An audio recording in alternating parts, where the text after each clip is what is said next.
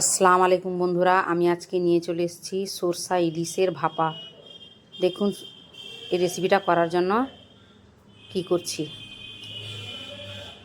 রেসিপিটা কিন্তু খুবই সুস্বাদু এবং খুবই অল্প সময়ের মধ্যে হয়ে যায়। আমি প্রথমে একটা মিক্সিং বল নিয়ে নিয়েছি, তাতে নিয়ে নিলাম 2 চামচ সরষা, 2 চামচ পোস্ত। এই পোস্তটা কিন্তু আমাদের এদিকের না, বাইরের পোস্ত। তারপরে রসুন কোয়া নিয়ে নিয়েছি 8-10টা, ধনে পাতা নিয়ে পেস্ট করে নিয়েছি। এবারে নিয়ে নিয়েছি আমি দরদরা বাটা পেঁয়াজ কুচি, পেঁয়াজ, লবণ, হলুদ গুঁড়ো, লঙ্কা গুঁড়ো এবং সরষা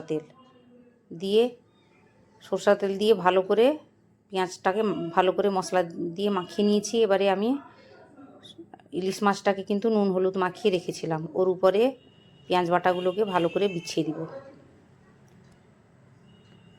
এইভাবে রেসিপিটা করবেন, কিন্তু দারুণ টেস্টি হয় এবং কাঁচা মাছ কিন্তু রান্না হয়। এবারে পেস্টটা যে আমি বেটেছিলাম ওটাকে আমি উপর থেকে দিয়ে দিয়েছি।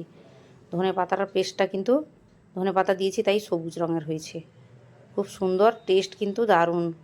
অবশ্যই রেসিপি ট্রাই করবেন এবং পুরো ভিডিওটা দেখার পরে রেসিপিটা কেমন হয়েছে অবশ্যই কমেন্ট করে জানাবেন। উপর থেকে আমি ছেড়ে দিচ্ছি কাঁচা সরষা তেল। সরষা বাটাতে কিন্তু সরষা তেল কাঁচাতে না দিলে কিন্তু টেস্ট অতটা, ফ্লেভারটা কিন্তু অতটা ভালো আসবে না। তারপরে দিয়ে দিলাম চেরা কাঁচা লঙ্কা উপর থেকে দিয়ে, তারপরে দিয়ে দিব আমি একটু কাঁচা লঙ্কাগুলো একটু ভেতরের দিকে ঢুকিয়ে দিচ্ছি। এরপরে দিয়ে দিচ্ছি ঢাকনাটা দিয়ে আপনারা যে কোনো হাঁড়ি বা কড়াতে জল দিয়ে টিফিন কৌটাটা তাতে বসিয়ে আধ ঘন্টা মতো ভাপিয়ে নেবেন। ওই রকম করে ভাপাতে পারেন, অথবা ভাতের হাঁড়ি যদি বড় থাকে ওর ভিতরেও টিফিন কৌটাটা দিয়ে ভাপিয়ে নিতে পারেন। অবশ্যই রেসিপিটা ট্রাই করবেন।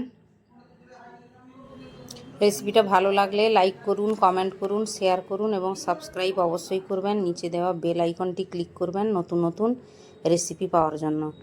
এবং রেসিপিটা কেমন হয়েছে অবশ্যই কমেন্ট করে জানাবেন। Thank you.